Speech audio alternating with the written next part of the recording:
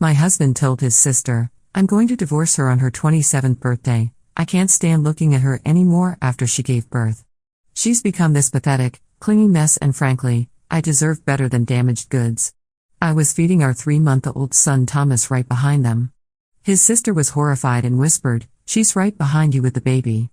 I just said, "Don't worry, you won't have to wait until my birthday," quickly packed my bags, put my son in the car, and drove off without saying another word. Now he's blowing up my phone, and his sister texted me saying, "He's been crying for 5 days straight and is begging for you and Thomas to come back." You know that moment when your entire world just shatters in a single sentence? Yeah, well, buckle up because mine didn't just shatter, it exploded into a million pieces, then got set on fire, then had salt poured all over it. But here's the thing about rock bottom, it gives you a solid foundation to build your comeback story on. I'm sitting here 3 months after giving birth to my beautiful son Thomas, feeling like I'm barely holding it together most days. You know how it is with newborns, the sleepless nights, the constant feeding, the way your body feels like it belongs to someone else entirely. I thought I was doing pretty well considering everything, but apparently, my husband Marcus had other ideas. So there I am, in our kitchen at 2 p.m. on a Tuesday, bouncing Thomas gently while trying to get him to latch for his afternoon feeding. The house is quiet except for the soft sounds of my baby, and I can hear Marcus talking to his sister Rebecca in the living room. They're speaking in those hushed tones that adults use when they think they're being discreet, but honestly, our house has paper-thin walls. At first, I'm not really paying attention. Rebecca visits pretty regularly, and they always have their little brother-sister chats.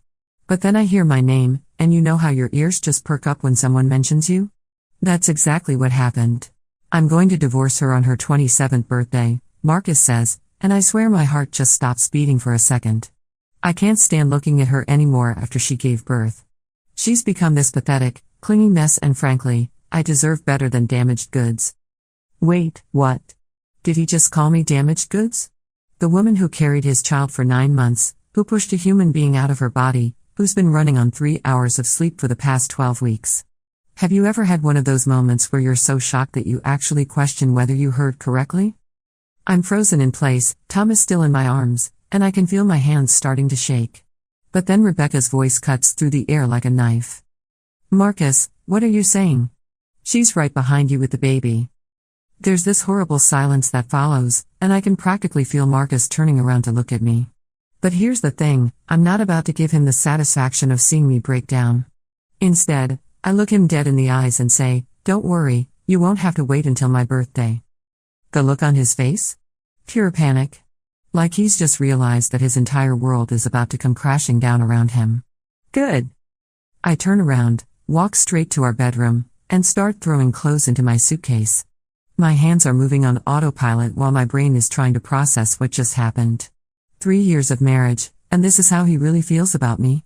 This is what he thinks of the mother of his child?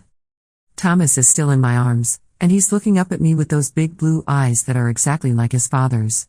"Don't worry, baby," I whisper to him. "Mommy's going to make sure you never have to grow up thinking it's okay to treat people like this." I can hear Marcus behind me now, his voice all panicked and desperate. "Wait, Sarah, let me explain. I didn't mean it like that. I was just what?" I spin around to face him, and the fury in my voice surprises even me. "Just telling your sister exactly how you feel about your wife? Just planning my birthday surprise divorce? Just calling me damaged goods in front of your child?" He's stammering now, trying to find words that don't exist. Because what do you say when someone catches you being that cruel? When they hear you reducing them to nothing more than an inconvenience? I grab the diaper bag, throw in some baby supplies, and head for the door.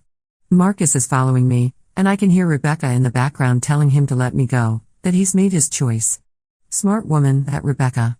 Always liked her better than her brother anyway. "Sarah, please, we can work this out," Marcus is saying as I'm buckling Thomas into his car seat. I was just stressed, I didn't mean any of it. I look at him one last time, and you know what I see? A man who suddenly realized that his comfortable life is about to disappear. Not a man who's sorry for what he said. Not a man who loves his wife. Just a man who's scared of the consequences of his own words. You know what, Marcus? You're right about one thing. You do deserve better. You deserve exactly what you're about to get. And with that, I drive away. No dramatic music, No movie-style rain, just me, my baby, and the open road ahead of us. The first place I go is to my sister Emma's house. She takes one look at me and doesn't ask questions, just pulls me into a hug and takes Thomas so I can finally break down. And break down I do. I cry for the marriage I thought I had, for the man I thought I married, for the family I thought we were building together. But you know what? Tears have a funny way of washing away illusions. And once I'm done crying, I start thinking. Really thinking. See, Marcus always handled our finances. I trusted him completely, never questioned where our money went, never looked too closely at our accounts. Big mistake. Because when you're planning someone's birthday surprise divorce, you don't usually worry about hiding your tracks, do you? Emma helps me set up a meeting with her lawyer friend, Jennifer. Jennifer is one of those sharp, no-nonsense women who makes you feel like everything's going to be okay just by sitting in the same room as her. She listens to my story, takes notes, and then asks me a question that changes everything. Sarah, do you have access to your joint accounts? I tell her I do, and she nods. Good. Let's take a look at your financial situation before we do anything else. So we dig into our bank statements, credit card bills, investment accounts, everything. And what do we find? Oh, this is where it gets interesting. Turns out Marcus has been moving money around for months. Small amounts at first, then larger ones. He's been funneling cash into a separate account that I didn't even know existed. An account that's in his name only. Want to guess when these transfers started? Right around the time I found out I was pregnant. He's been planning this for a while, Jennifer says, and I can see the anger in her eyes. This isn't a spur-of-the-moment decision. This is calculated. The betrayal hits me all over again, but this time it's different. This time, it's fuel for the fire that's starting to burn inside me. Because if Marcus wants to play games, well, two can play. We spend the next few hours going through everything. Every transaction, every investment, every asset. And here's what we discover, Marcus isn't nearly as smart as he thinks he is. Those money transfers? They're all documented. That secret account? It's still legally marital property until we're divorced. And that promotion he got 6 months ago that he said would secure our future? Yeah, he's been lying about his salary. But the real kicker? The house. Our beautiful house that we bought together, that I've been making into a home for our family. Marcus has been telling me for months that the market is down, that it's not a good time to refinance. Except the market isn't down. The house has actually increased in value by 30% over the past year. He's been planning to keep the house, Jennifer explains. Probably figured he'd get you to agree to some unfavorable settlement by convincing you it's not worth much. I'm sitting there, holding my sleeping son, and I can feel something shifting inside me. The hurt is still there, but it's being joined by something else. Something that feels a lot like determination. Jennifer, I say, what would happen if someone were to, hypothetically, make some financial decisions before filing for divorce? She raises an eyebrow. Hypothetically? As long as those decisions were made in good faith for the benefit of the family, and as long as everything was properly documented and disclosed during proceedings, there wouldn't be any issues. I smile for the first time in days. Good. Because I have some ideas. Over the next week, while Marcus is blowing up my phone with calls and texts, I'm busy. Really busy. You see, I might have been a stay-at-home mom for the past few months, but before that, I was actually pretty good with numbers. I majored in finance before I met Marcus, worked at a small investment firm until I got pregnant. I'm not some helpless damsel in distress, I just trusted the wrong person. First, I take half of everything in our joint accounts. It's my legal right, and Jennifer makes sure I document everything properly. Then I start making some calls. Remember how I said Marcus lied about his salary? Well, I call his company's HR department. Not to get him in trouble, just to update our insurance information for the baby. Funny how helpful people can be when you're just a concerned wife trying to make sure her newborn is properly covered. Turns out Marcus isn't just making more money than he told me, he's making significantly more. Plus, there's a bonus structure he never mentioned. Plus, there's a stock option plan that he's been participating in for 2 years. But here's where it gets really interesting. I also find out that his company has been planning some major layoffs. Not in Marcus's department specifically, but close enough that job security isn't exactly guaranteed. Information that might affect someone's decision-making process, if you know what I mean. Do you ever wonder how some people can just lie so easily? Like, how do they sleep at night knowing they've been deceiving the person who's supposed to be their partner? While I'm gathering all this information, Marcus is getting desperate. The calls and texts are becoming more frequent, more frantic. He's apologizing, he's begging, he's promising to change. His sister Rebecca even calls me to tell me how sorry he is, how he's been crying for days. He really loves you, Sarah, she says. He's just been under so much pressure at work and with the baby. Rebecca, I interrupt her, did you know he's been planning this divorce for months? Did you know he's been hiding money and lying about his income? Silence on the other end of the line. I didn't think so, I continue. Here's the thing, I don't want your brother back. I want him to understand exactly what he's throwing away. By the end of the second week, I've got everything I need. Financial records, documentation of his deception, proof of his increased income, evidence of his hidden assets. Jennifer is impressed by how thorough I've been. You know, she says, with everything you've uncovered, we're looking at a very different settlement than what he was probably expecting. But I'm not done yet. Because the financial stuff? That's just the beginning. Marcus hurt me in ways that go beyond money. He made me feel worthless, unlovable, damaged. He planned to discard me like I was nothing more than an inconvenience. And for that, he needs to understand consequences. I start making some other calls. To his work friends, to his family, to the neighbors. Not to talk badly about him, I'm not vindictive like that. Just to let them know that we're separating and that I'll be moving forward with Thomas. Oh, what a shame, his colleague Dave says when I call to let him know Marcus won't be able to make their golf weekend. You two seem so happy. What happened? Well, I say, choosing my words carefully, Marcus decided he deserved better than a wife who had just given birth to his child. The silence that follows is deafening. Because what do you say to that? How do you respond when someone tells you that a man abandoned his family because his wife looked tired after creating life? I have similar conversations with several people. His cousin. His college roommate. The neighbor who always seemed to think Marcus was such a great guy. Each time, I just tell them the truth. Not his version of the truth, not some sugar-coated story about growing apart. The actual truth. Amazing how quickly people's opinions can change when they hear the whole story, isn't it? By week 3, Marcus is in full panic mode. He's not just calling me anymore, he's calling Emma, he's calling Jennifer, he's even calling my parents. He's realized that his reputation is taking a hit, and he's desperate to control the narrative. Sarah, please, we need to talk, he says in one of his voicemails. I know I messed up, but we can fix this. Thomas needs his father. Thomas needs his father? Now he's concerned about what Thomas needs? Where was that concern when he was calling me damaged goods? I finally agree to meet with him. One meeting, in Jennifer's office, with lawyers present. Just to hear what he has to say. He shows up looking terrible. Like he hasn't slept in weeks, like he's been living on coffee and regret. Part of me almost feels sorry for him. Almost. Sarah, he starts, and his voice is shaking. I'm so sorry. I never meant for you to hear that. I don't know what I was thinking. Actually, I say, I think you were thinking very clearly. You were thinking about how to get rid of your wife so you could start fresh. You were thinking about how to hide money so I wouldn't get my fair share. You were thinking about how to manipulate me into accepting less than I deserve. His face goes pale. What are you talking about? Jennifer slides a folder across the table. Your wife has been very thorough in her research, Marcus. Would you like to explain these financial transfers?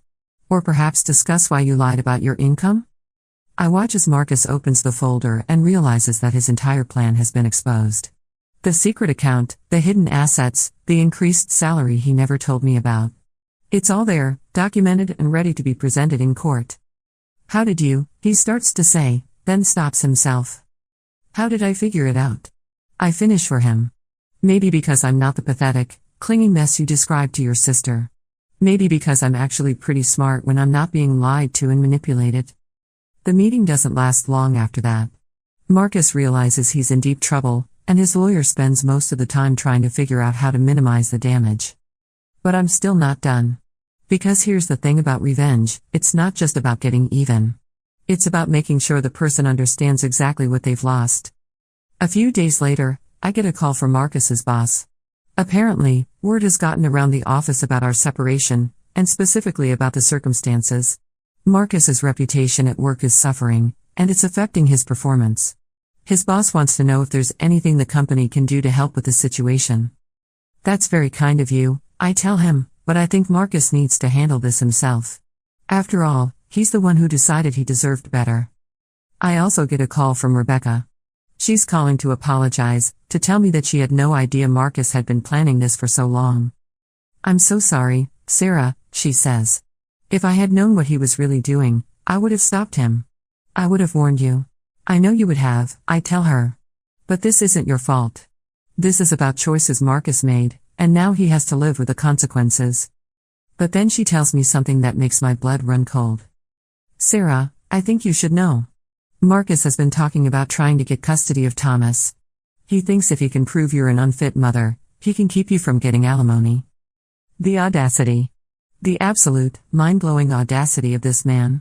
He calls me damaged goods, plans to divorce me, tries to hide assets, and now he wants to take my child away from me? That's when I realize Marcus has made a critical error. He's pushed too far. He's gone from being a cheating, lying husband to being a threat to my child. And that changes everything. I call Jennifer immediately. We need to accelerate our timeline, I tell her. And we need to be ready for a custody battle. Sarah, with everything we've documented, I don't think he has a case for. I don't care if he has a case or not, I interrupt. He's threatening to take my child away from me.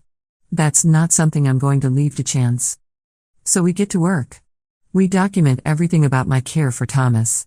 We get statements from his pediatrician about his health and development. We get character references from neighbors and friends. We build a case that shows I'm not just a fit mother, I'm an excellent one. But then I have an idea. A wonderfully terrible idea. Jennifer, I say, what if we could show that Marcus has been making poor decisions lately? That he's been acting erratically, irresponsibly? What do you mean? Well, he's been planning this divorce for months while pretending everything was fine. He's been hiding money and lying about his income. He's been making major financial decisions without consulting his wife. He's been telling people terrible things about the mother of his child. Does that sound like someone who should have custody of a baby? Jennifer smiles. You know, when you put it that way, it really doesn't. We spend the next week building a case that paints Marcus as an unreliable, deceptive person who makes poor decisions and can't be trusted to put Thomas's needs first. And the beautiful thing is, we don't have to lie or exaggerate. We just have to present the facts. The divorce papers are filed on a Friday. Marcus gets served at his office, in front of his colleagues. I'm not there to see it, but Rebecca calls me afterward to tell me he came home white as a sheet, shaking. He couldn't believe it, she says. He kept asking how everything went so wrong so quickly. Tell him it went wrong the moment he decided I was damaged goods, I reply. The next few weeks are a blur of legal proceedings, mediation sessions, and court appearances. Marcus tries to fight, but his position gets weaker with each revelation. The hidden money, the lies about his income, the secret planning, it all comes out, and it all makes him look terrible. His lawyer tries to argue that I'm being vindictive, that I'm only doing this to hurt Marcus. But Jennifer is ready with our response. Your Honor, Mrs. Peterson is simply ensuring that she and her child receive what they're legally entitled to. Mr. Peterson chose to hide assets and lie about his income. Mrs. Peterson chose to uncover the truth. One of these is legal, and one is not. The judge is not impressed with Marcus's behavior. During one hearing, she actually says, Mr. Peterson, you planned this divorce for months while deceiving your wife about your finances. You called her damaged goods after she gave birth to your child. And now you want the court to believe that you're the victim here? Marcus tries to explain, tries to justify his actions, but it's too late. The damage is done, and everyone can see exactly who he really is. But do you know what the best part is? The absolute best part of this whole thing? Marcus's company decides to restructure his position. Apparently, having an employee who's making headlines for abandoning his family isn't great for their image. He doesn't get fired exactly, but he gets demoted. His salary gets cut. His stock options get reduced. Remember how I mentioned that his company was planning layoffs? Well, it turns out that having a damaged reputation makes you a prime candidate for those cuts. Marcus went from being a rising star to being a liability, and companies don't like liabilities. The final divorce settlement is, well, let's just say it's not what Marcus was planning. He ends up owing me significant alimony, child support, and a substantial portion of his assets. The house goes to me and Thomas. The secret account he thought he was so clever about? That gets split according to the law, not according to his plans. But here's where the real revenge comes in. Are you ready for this? 6 months after our divorce is finalized, I get a call from Marcus. He's sobbing on the phone, begging me to take him back. Apparently, dating as a divorced dad with a reputation for calling his wife damaged goods isn't going so well for him. His friends have distanced themselves, his family is disappointed in him, and his career is in shambles. Sarah, please, he's saying through tears.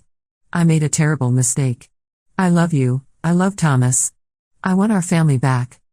I listen to him cry for a few minutes, then I say, Marcus, do you remember what you told your sister about deserving better? Yes, but I was wrong, I was so wrong. No, I interrupt. You were right. You do deserve better. You deserve exactly what you got. You deserve to be alone, to have your reputation destroyed, to lose everything you thought was important. You deserve to understand what it feels like to be treated like damaged goods. There's silence on the other end of the line. But here's the thing, I continue. I deserve better too. I deserve someone who sees me as a partner, not property. I deserve someone who loves me more after I give birth to their child, not less. I deserve someone who would never, ever call me damaged goods behind my back. Sarah, please, Marcus, I want you to listen to me very carefully. I'm going to hang up now, and I don't want you to call me again. Thomas and I are building a beautiful life without you. We're happy, we're healthy, and we're moving forward. You had your chance to be part of that life, and you chose to throw it away. And then I hang up. Thomas is almost a year old now, and he's the most amazing little boy. He's walking, he's babbling, and he has the most beautiful smile. He looks like his father, but he's going to be nothing like him. I'm going to make sure of that. I've started dating again. Nothing serious yet, but I've met some wonderful men who treat me with respect and kindness. Men who think I'm beautiful, not damaged. Men who understand that being a mother makes me stronger, not weaker. Marcus still pays his alimony and child support on time. He has to, his wages are garnished, so he doesn't have a choice. He sends birthday cards to Thomas, but I haven't decided yet whether I'll give them to him when he's older. Rebecca and I still talk occasionally. She's ashamed of her brother's behavior, and she's become a wonderful aunt to Thomas. She tells me that Marcus is still single, still struggling with his career, still paying the price for his choices. Does he ever ask about us? I asked her once. Every time I see him, she replied.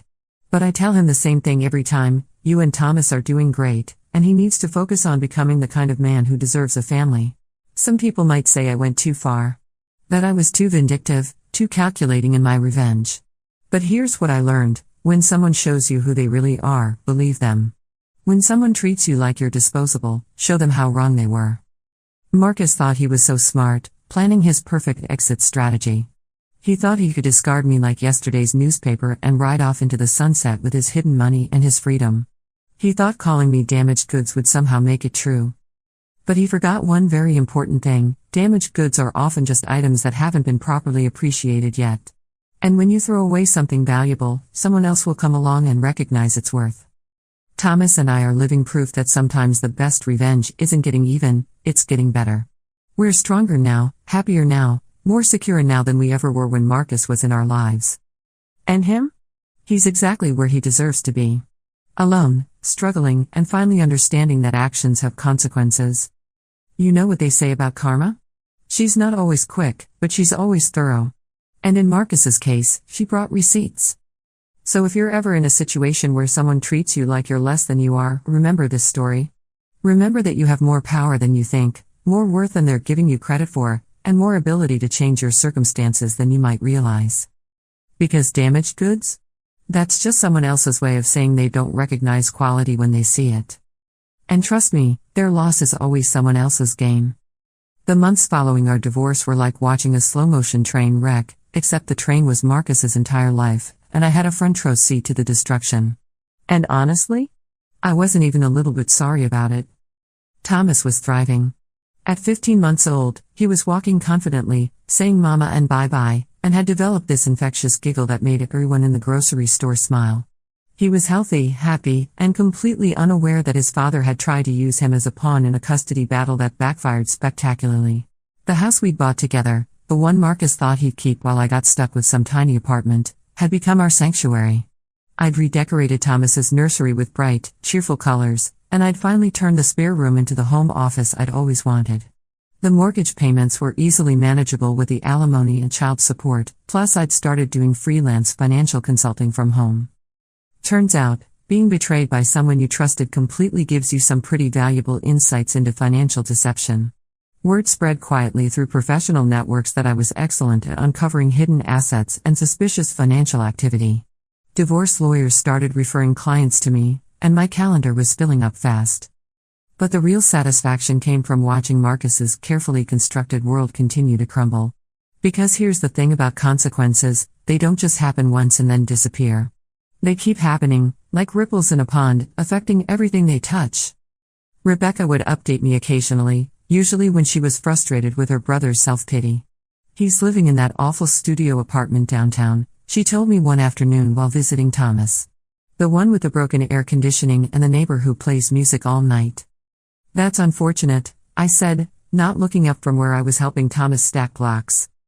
"Sarah, you should see him. He's lost weight, he looks terrible, and he keeps asking everyone if they think you'll ever forgive him." I finally looked up. "What do you tell him?" "I tell him that forgiveness isn't the same as reconciliation, and that he needs to focus on becoming a better person instead of trying to fix what he broke." Smart woman, that Rebecca. She'd learned some hard lessons about her brother's character too.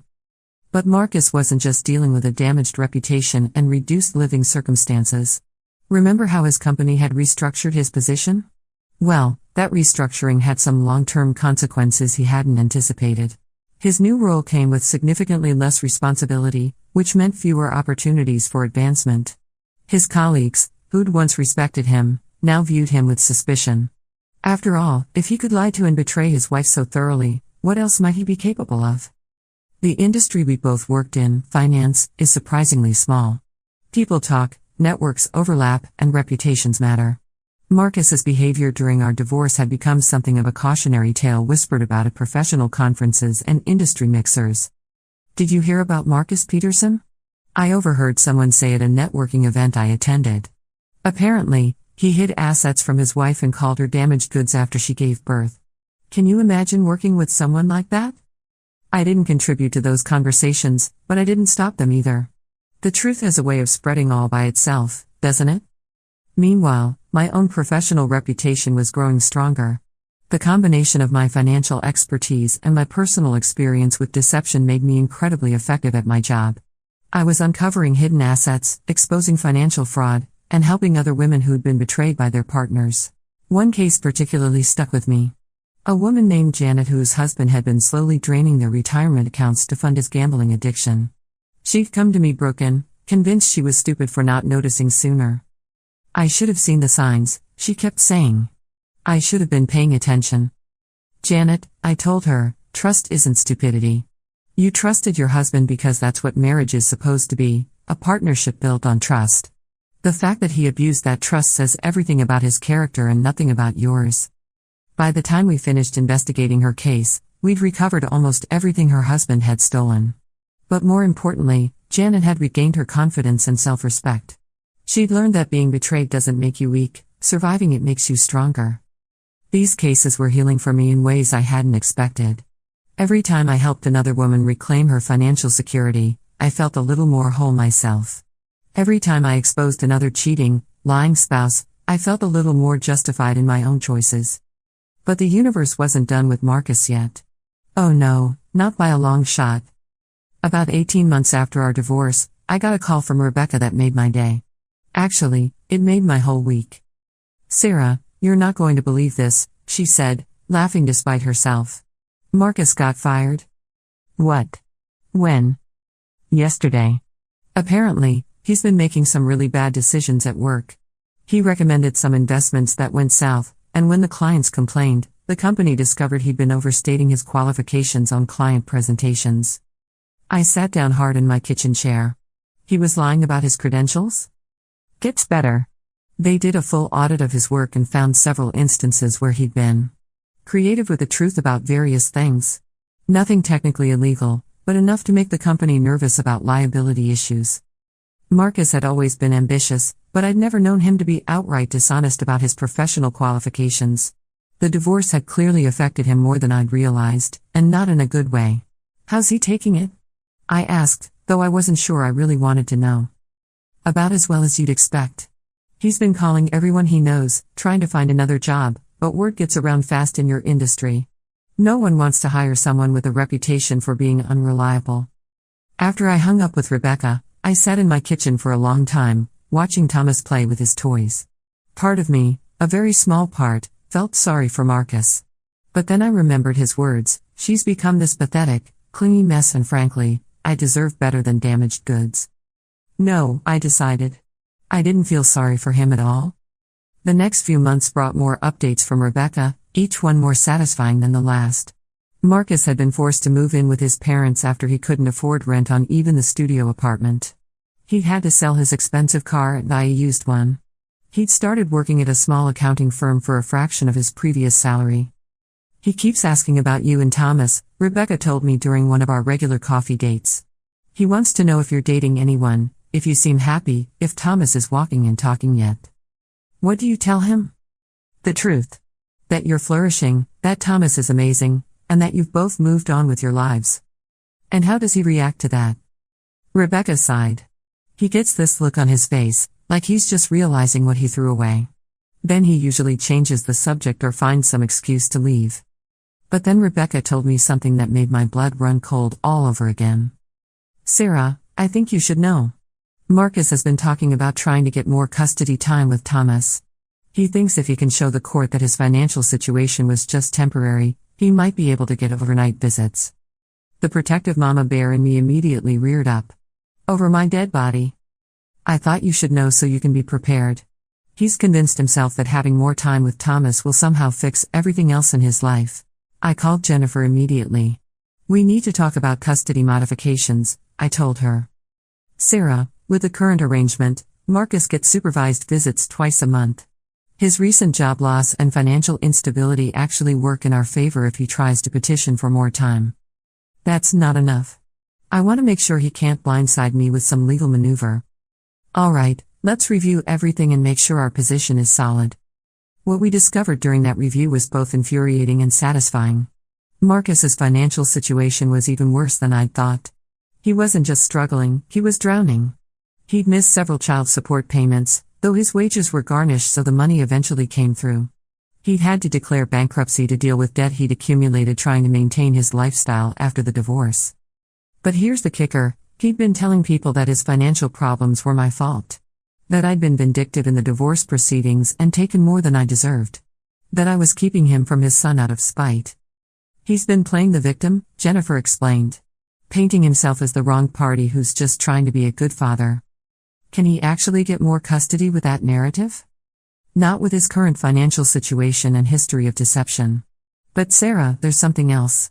I've been doing some research, and I found something interesting. She handed me a folder filled with documents I didn't recognize. What's this? Remember how Marcus was planning to divorce you on your birthday? Well, it turns out he'd been preparing for longer than we realized. He'd already consulted with 3 different lawyers before he settled on the one who represented him. I started reading through the documents, and my hands began to shake. Marcus hadn't just been planning to divorce me, he'd been planning to destroy me. One of the lawyers had recommended trying to prove I was an unfit mother due to postpartum depression. Another had suggested arguing that I was financially irresponsible and couldn't be trusted with assets. A third had outlined a strategy for getting full custody while minimizing child support payments. I couldn't even finish the sentence. The level of calculated cruelty was breathtaking. This is evidence of premeditation, Jennifer said firmly. This shows that Marcus wasn't just making an impulsive decision, he was systematically planning to take everything from you, including your child. I kept reading, and each page made me angrier. Marcus had been researching my mental health, looking for any signs of instability he could use against me. He'd been documenting every time I seemed tired or overwhelmed, every moment of normal new mother stress, planning to twist them into evidence of my inadequacy. He'd even been planning to argue that my close relationship with Emma was somehow unhealthy, that I was too dependent on my sister and couldn't function independently. How did you get these documents? I asked Jennifer. Let's just say that lawyers talk to each other, and Marcus's reputation has preceded him. When word got out about how he treated you, Some people in the legal community felt that certain information should be available to opposing counsel. I looked up from the papers. Are you telling me that Marcus's own lawyers turned on him?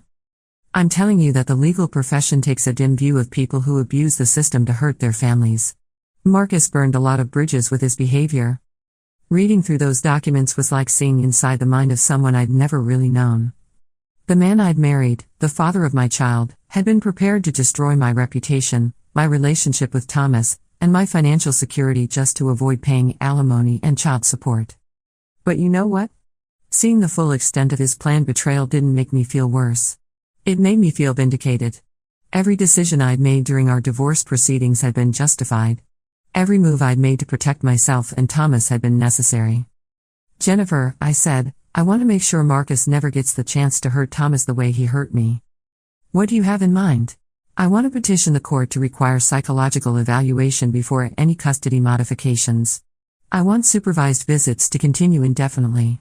And I want Marcus to complete parenting classes and financial counseling before he gets any additional time with Thomas. Given what we've uncovered, I think the court would be very receptive to those requests. The custody hearing was scheduled for 3 months later. In the meantime, I documented everything. Every missed child support payment, every time Marcus failed to show up for his scheduled visits, every inconsistency in his story about his employment situation. I also started taking Thomas to a child psychologist, not because he needed therapy, but because I wanted professional documentation of his emotional well-being and development. Dr. Sarah Chen was wonderful with Thomas, and she provided detailed reports about his attachment patterns, his emotional stability, and his response to his current living situation. Thomas is a remarkably well-adjusted child, Dr. Chen told me after several sessions. He's securely attached to you, he's meeting all his developmental milestones, and he shows no signs of distress or instability. Whatever you're doing, keep doing it. But do you know what the most satisfying part of this whole period was? It wasn't just watching Marcus's life fall apart, it was watching mine get better and better. My consulting business was thriving. I'd had to turn down clients because I was booked solid for months in advance. I'd been invited to speak at professional conferences about financial fraud detection. I'd even been approached by a publisher about writing a book on protecting yourself from financial abuse. Thomas was developing into the most amazing little person. He was walking steadily now, saying dozens of words, and had developed this incredible sense of humor. He would giggle at the silliest things, and his laughter was the best sound in the world. I'd also started dating. Nothing serious at first, just casual coffee dates and dinners when Thomas was visiting Emma. But then I met David. David was a pediatric nurse at Thomas's doctor's office. He was kind, gentle, and absolutely wonderful with children. He had this way of making Thomas laugh that reminded me what it felt like to be around someone who genuinely enjoyed being with us. You know, David said one evening as we watched Thomas play in the park, I've never met a stronger person than you. What you've accomplished since your divorce is incredible. I'm not that strong, I told him. I just did what I had to do. No, he said firmly. You did what you chose to do. You could have let Marcus's betrayal destroy you, but instead you used it to build something better. That's not survival, that's triumph. When Marcus heard through Rebecca that I was dating someone, his response was exactly what I'd expected. He started calling more frequently, showing up at places where he knew I'd be, trying to engage me in conversation about our family. Sarah, we need to talk about Thomas, he said one day when he cornered me at the grocery store. I'm his father, and I have rights. Yes, you do, I replied calmly. You have the right to your court-ordered supervised visits twice a month. You have the right to pay child support on time. You have the right to be a positive influence in your son's life. Are you exercising any of those rights effectively? He looked like I'd slapped him. That's not fair. I'm trying to rebuild my life. Marcus, you didn't lose your life in some tragic accident. You systematically dismantled it through a series of deliberate choices. Now you're living with the consequences of those choices. But Thomas needs his father. You're right. He needs a father who's stable, honest, and puts his child's needs first. When you become that person, let me know. The custody hearing finally arrived, and I'd never felt more prepared for anything in my life.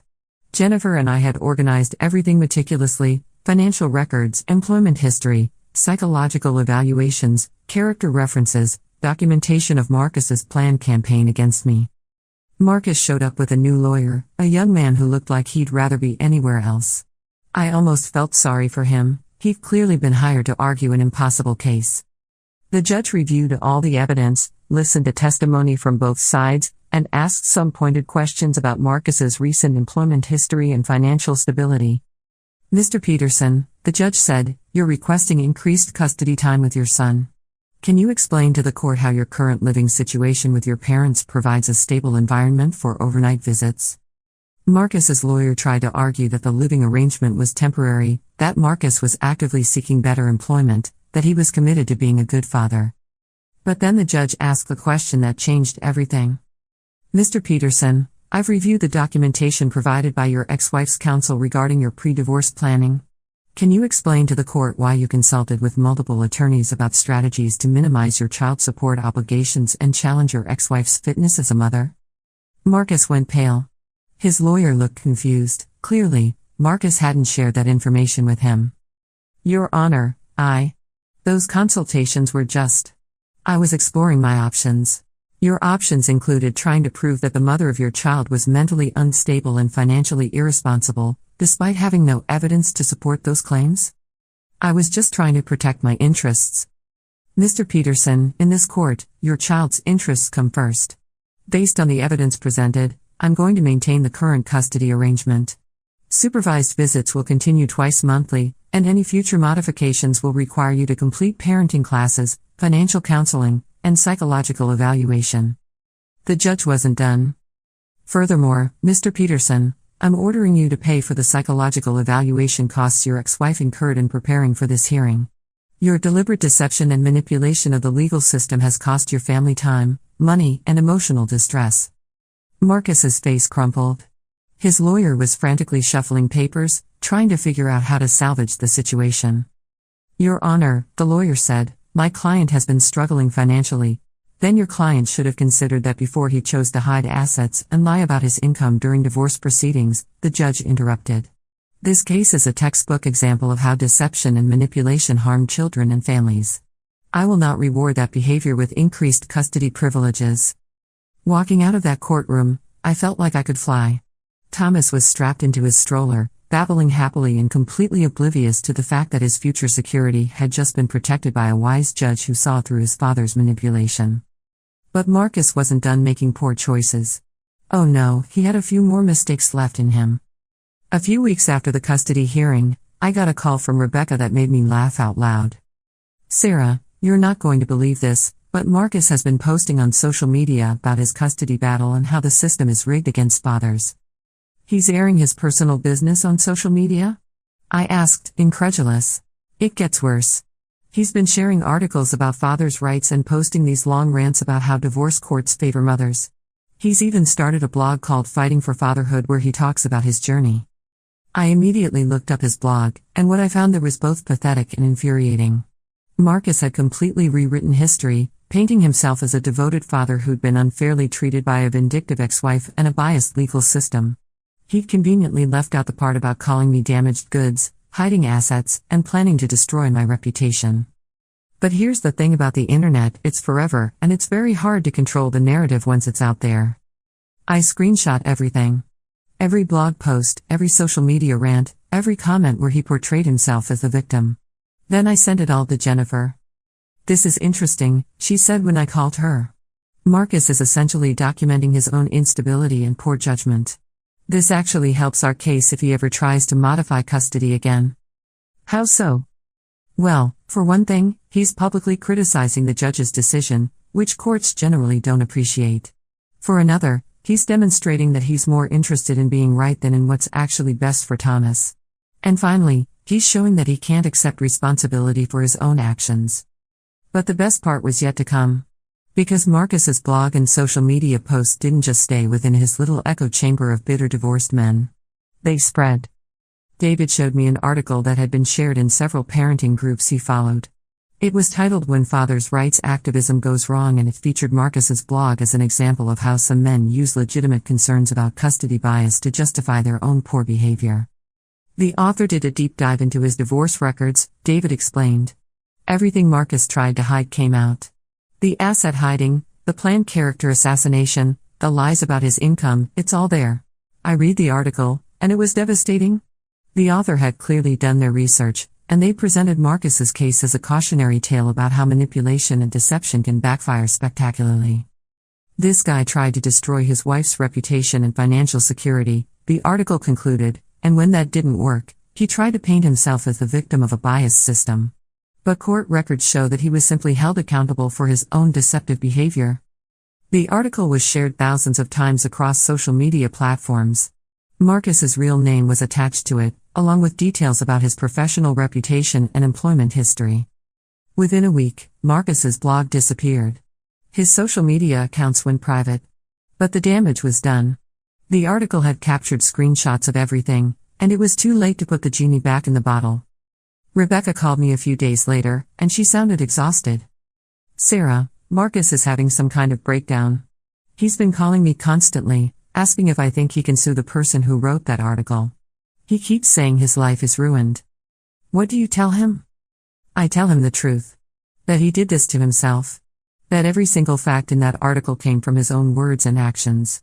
That if he'd just accepted the divorce settlement and focused on being a good father, none of this would have happened." "How's he taking that?" "About as well as you'd expect. He hung up on me the last time we talked. I should have felt sorry for him. Maybe a better person would have. But I remembered sitting in that kitchen, feeding our 3-month-old son, hearing my husband call me damaged goods while planning to destroy my life. I remembered the fear I'd felt when he threatened to take Thomas away from me. I remembered the cold calculation in those legal documents, the systematic way he planned to manipulate the system to hurt me. No, I didn't feel sorry for him. I felt like justice had finally been served. Thomas was 2 years old now, walking confidently and chattering constantly. He had his father's eyes but my stubborn streak, and he was developing into the most amazing little person.